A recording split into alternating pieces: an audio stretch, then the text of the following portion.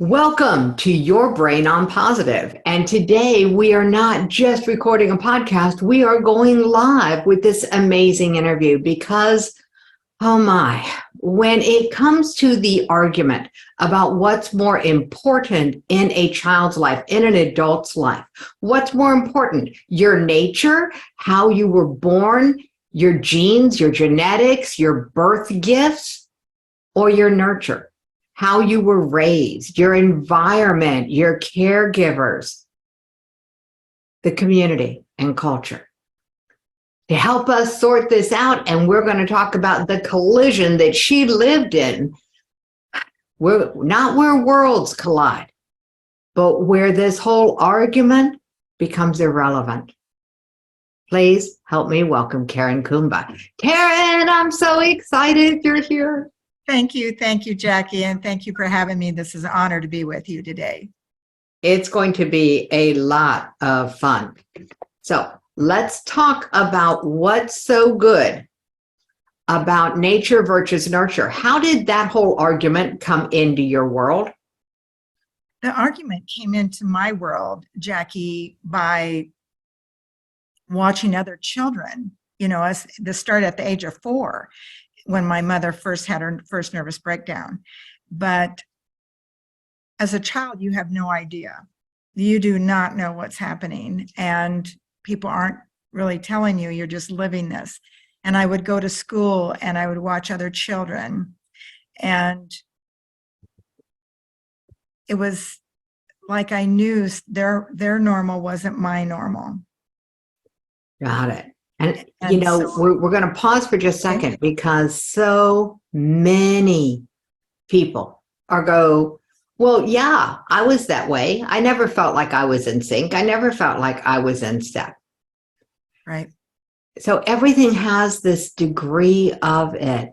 Most of us are not clearly aware at the age of 4 that there's something that it's like what they talk about doesn't make sense based on what I know. Right. What did you know? I knew that I could sense that in my mother's face, the started of the disconnect of love. I wasn't being hugged. I was finding myself at kindergarten running to the teacher because for some reason she hugged me every day and I wasn't getting that. So I right away knew as a child how good that felt to get that hug every day, and knowing that I wasn't getting it at home. I didn't understand it, but I knew that I felt it. And that's how the feeling started when I was young. And then as it progressed, it was quite different. Got it. So you ended up growing up in an environment that was out of sync with what you saw other people living. Right. What the biggest point that I start with my speaking, Jackie, is you're supposed to love your parent. That's a mother nature. That's your nature.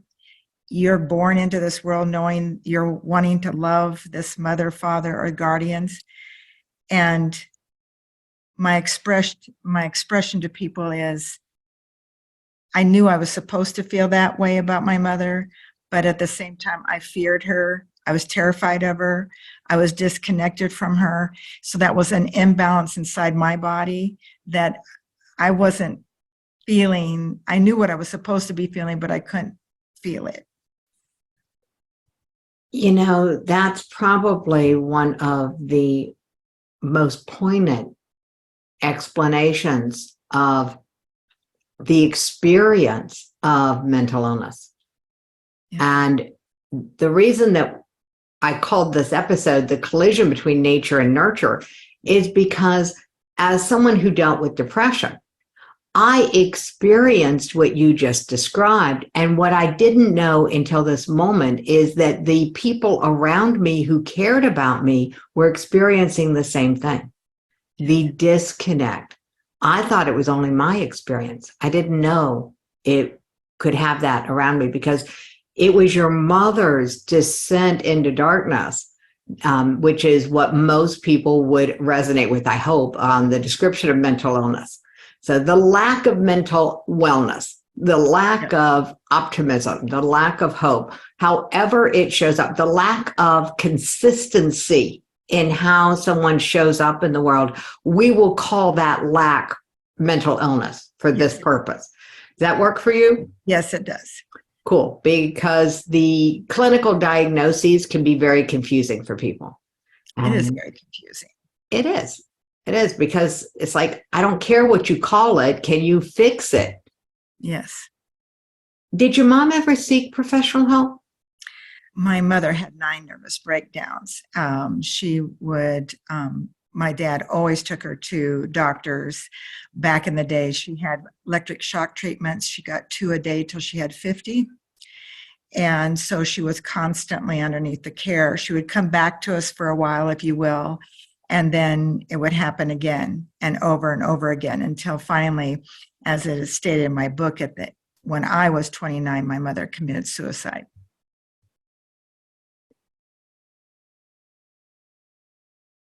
The power of that. And so the pause, guys, is just, for those of you who know, I'm also part of the Teen Suicide Prevention Society. And we believe that the purpose for our existence is not to take suicide off the table as an option, but to make sure that there are other options on the table. Because what we found is the only reason someone takes their own life is because it's the only option they can see at that moment. Absolutely. From that experience at 29, when did you write your book? I wrote my book. It actually got published, Jackie, this year, March, but I've been writing it for the last 12 years. And people that will understand, I grew up with a mother with schizophrenia. When my mother died when I was 29 is when, if you will, my light bulb went on, thinking, this can't just be me. This has to be other children, millions before me, millions after me. And I just knew at that moment, 30 some years ago, that I was going to write this book and that I was going to need and help children. I have to make a difference.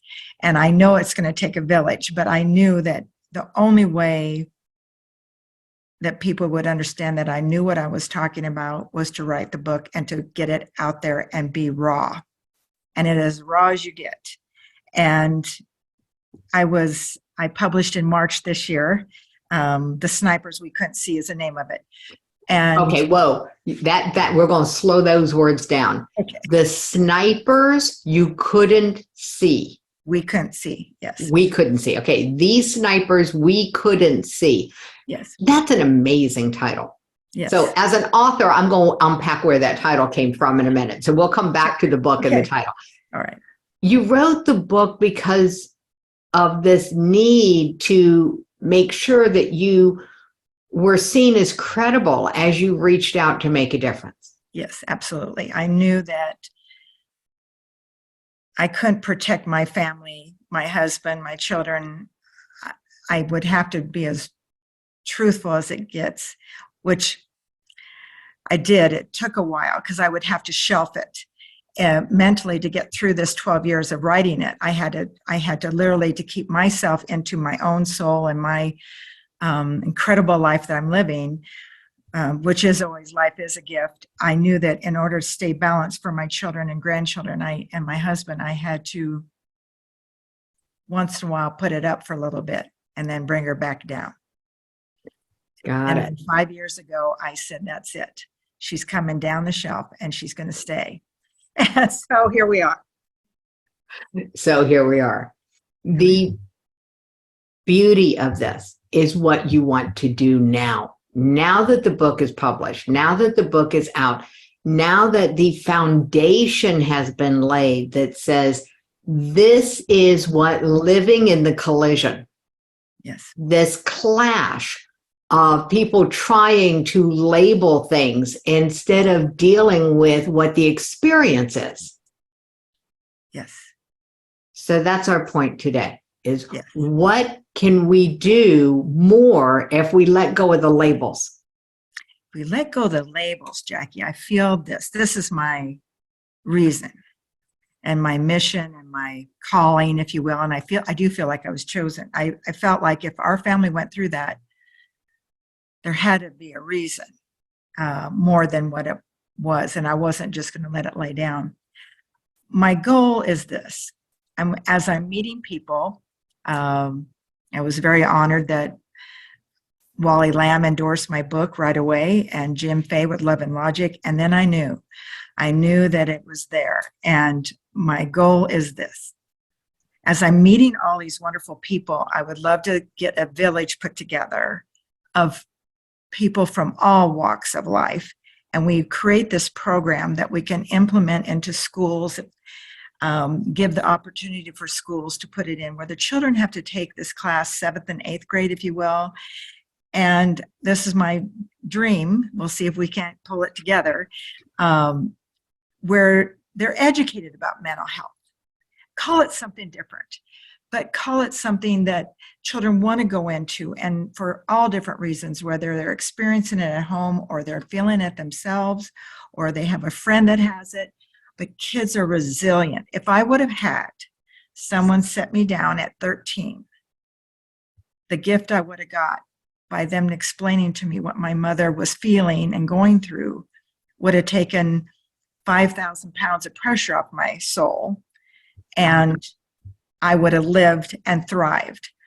I'm one of the lucky ones, Jackie. I'm one of the lucky ones, and I know that. A lot of the children that grew up like myself, they're now on addiction, they're homeless, they might be in jail, or might be settling in life, just not thinking they're worthy of being anything, when we might have missed out on the best waitress, banker, mailman, whatever, but that child does not know it because I didn't receive any help, and I know they're not getting that.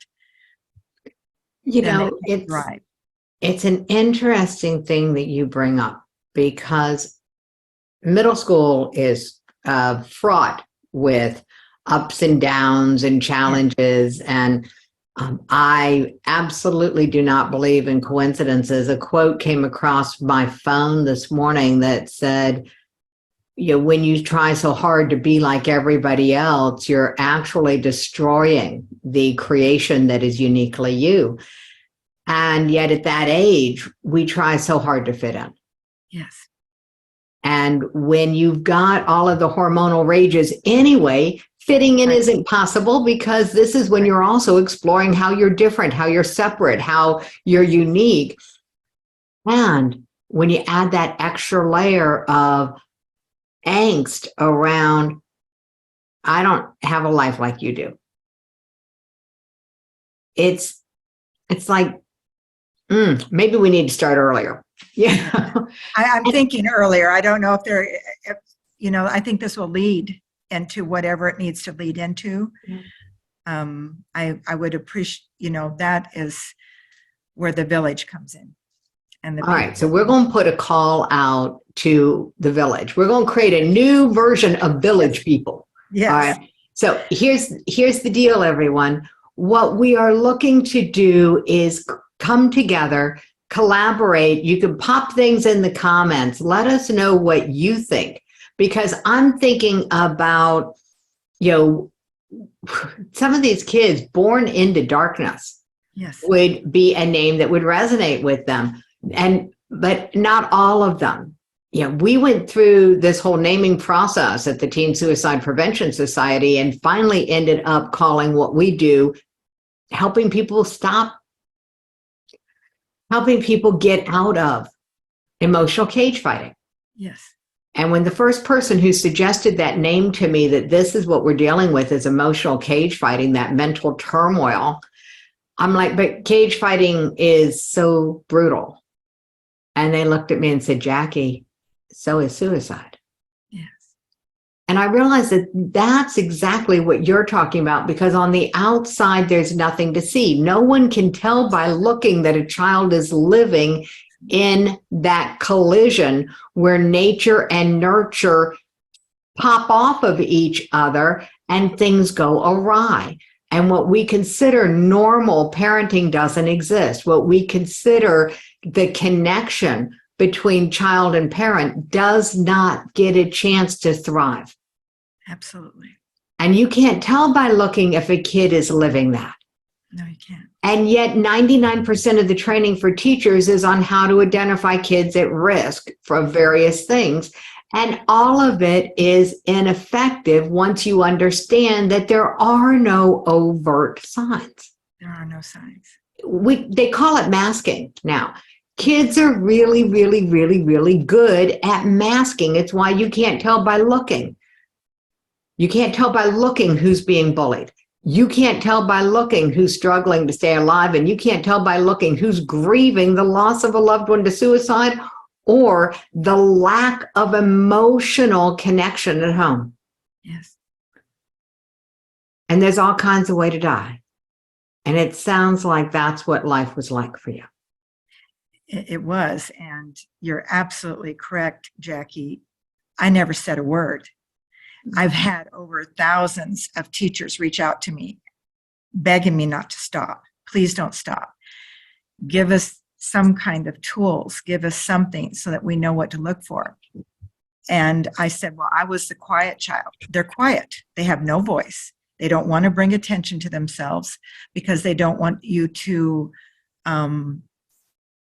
know about their home. They're scared of when they go home. My day was every time the bell rang, if you will, that was one more hour closer to going home. I couldn't concentrate on the homework.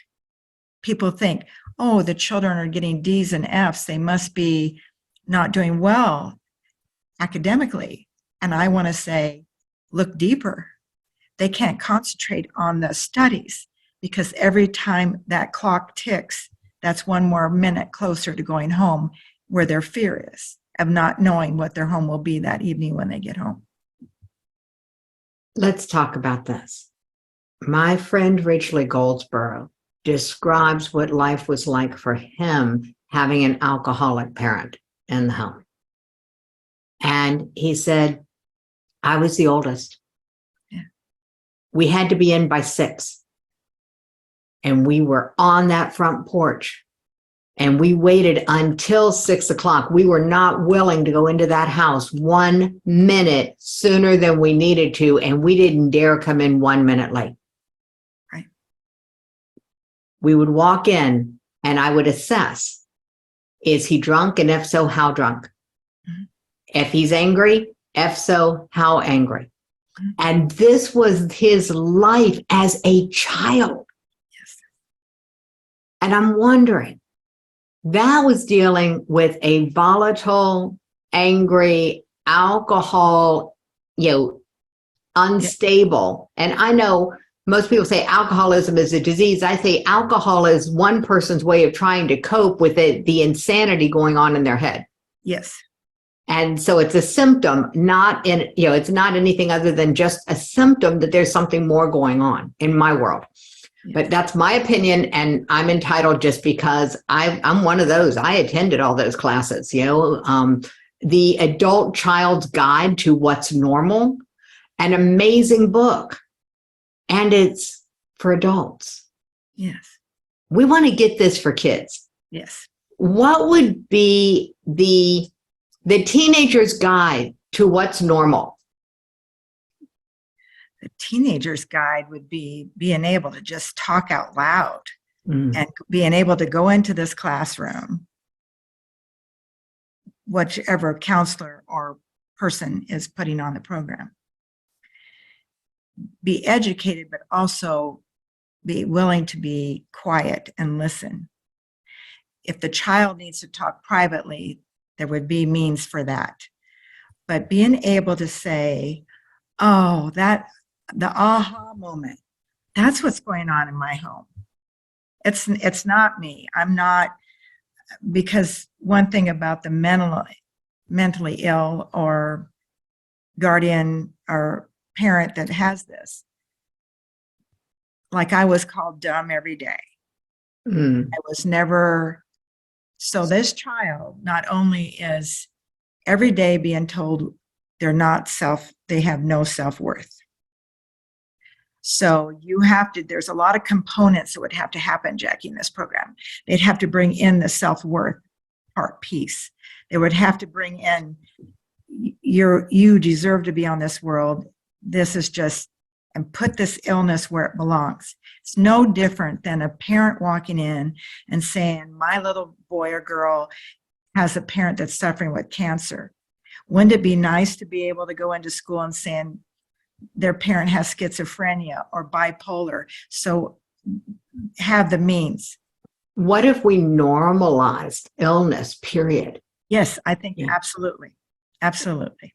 When I helped construct the suicide risk factor assessment, because that was the first thing people asked. They said, if you're going to do a suicide prevention society for teenagers, as a parent, I want the checklist. I want to know. And I thought that was true. So the first thing we constructed was the suicide risk factor assessment. And along with it, we constructed the Why Not workbook, so that parents would have something, a tool they could use immediately. And what we found out is that parents will avoid that assessment the same way that they avoid, and it's not their own fault, because I had to figure this out.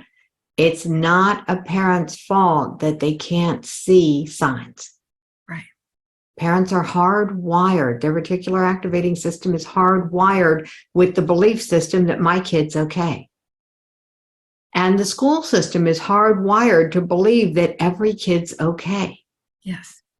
And the reality is, okay is a relative term. It's very, very subjective. We can tell whether a kid shows up at school, but we can't tell whether a kid brings a sense of self with them. Absolutely. Yes. And so the invisible epidemic that I believe is fueling the epidemic of teen suicides is exactly this. It's the erosion of self-worth. Yes. Based on the inconsistencies in parenting when a parent is unstable for whatever reason. And if it's because, you're right, if it's because of cancer, there is a whole mechanism in the world. There are walks for this. Well, now there's a walk for mental illness. The walk out of darkness is also a walk about suicide. There's all of these things where they are trying to bring out the fact that illness is illness.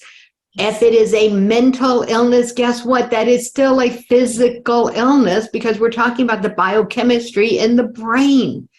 It is still just a physiological occurrence that creates chaos in an environment. Absolutely. So what if we just call it chaos? I call it the medical mess.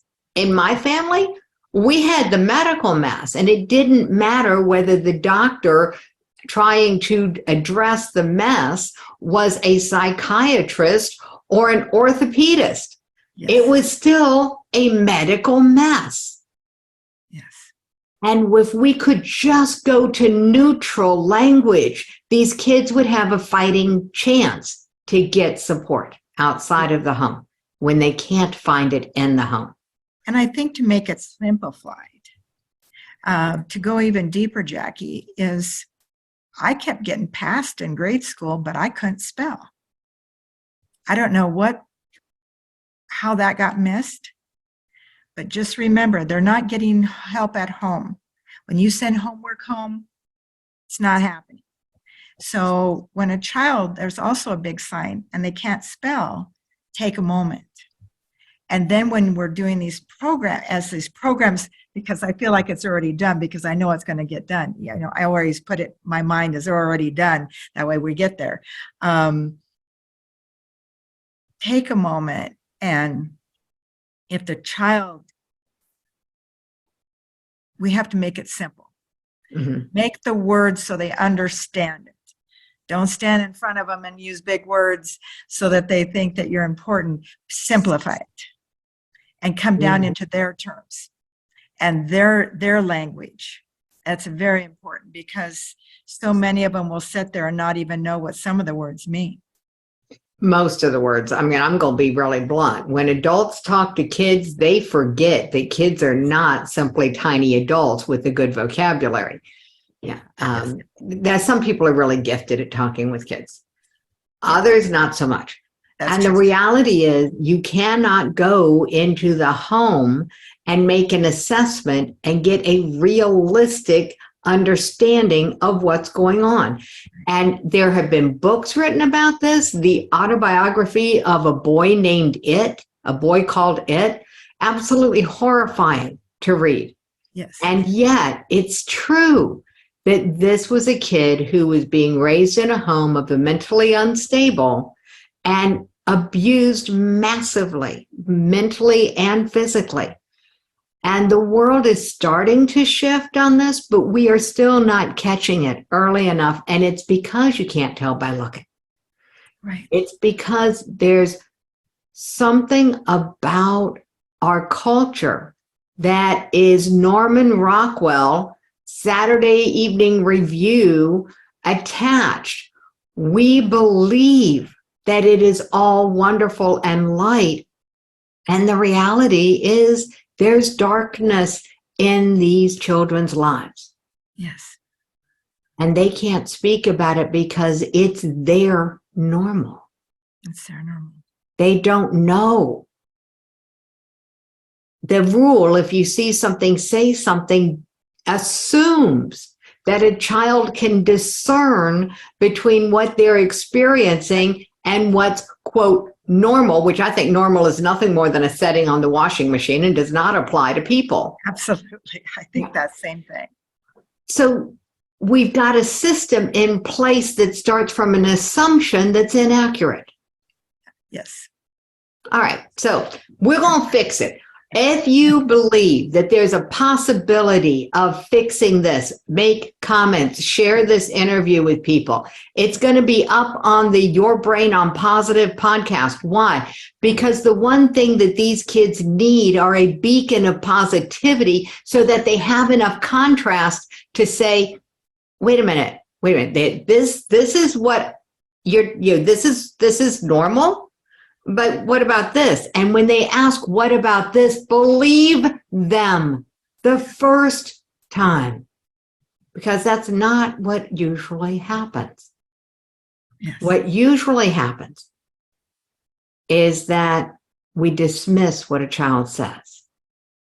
Oh, it's not that bad. Yes, it is that bad.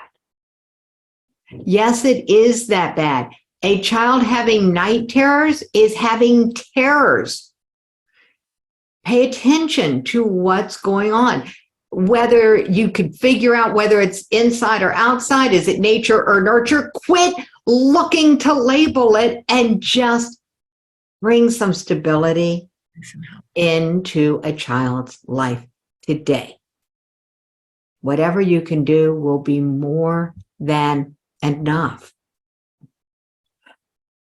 Yeah. And if I could light a fire under people, I would. I'm good at that. Let's give everybody some backbone here. Yes. If you understand this, if this reaches you, if you've experienced feeling like you don't fit in, you don't belong, you're out of step, and whether it's because you have something that is pulling you into a medical mess, out of balance with yourself, that's cool. If it's somebody around you who's being pulled by a medical mess, out of balance with themselves, that's also cool. All situations are welcome here. What we want to do is make sure that the world starts getting the message. This is normal. Normal is having a medical mess, physical or mental or emotional or spiritual, does not matter where the mess originated. Normal is having a mess that pulls you out of yourself and leaves you feeling adrift and alone. That's normal. Once we understand that, we can then start creating the systems that support bringing that back. Yes. Fantastic. So there we go. All right. This has been an impromptu live stream. This is an episode of Your Brain on Positive. I'm Jackie Simmons. I am your host. We believe that you are creative, capable, and resourceful enough to reach for the positive in your life, to reach for the next highest, best vibration, best expression of you, best, most positive you, and that it's worth doing. So we'll be exploring more. Stay tuned. Remember to comment and share this episode. Go and subscribe, get the alerts for when we drop new episodes. And by all means, if you are in the mess and being pulled out of alignment with yourself, reach out for help. Don't keep it a secret. Break the silence. You might find that there's a whole bunch of us around waiting for you.